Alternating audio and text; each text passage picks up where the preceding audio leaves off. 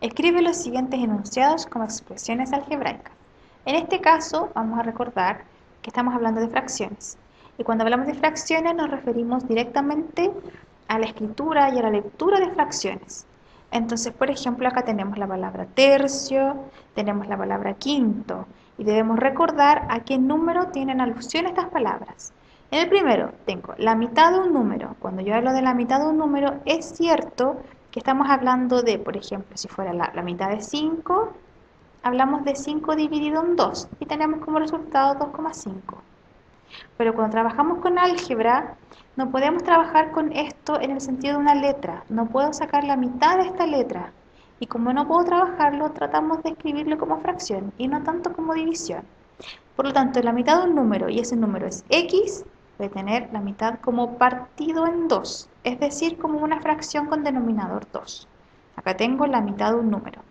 Otro número, por ejemplo, a, y quiero su mitad, nuevamente lo escribo como fracción.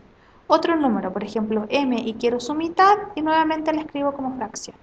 Un tercio de un número, el pensamiento es el mismo. Tercio se refiere a dividir en 3. Entonces, en este caso, nuestro número lo vamos a dividir en 3. Y la división la vamos a escribir como una fracción.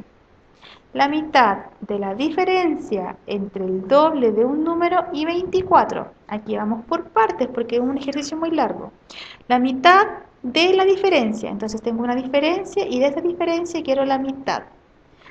Y esa diferencia es entre el doble de un número, supongamos que el número es a, por lo tanto va a ser 2a, y 24.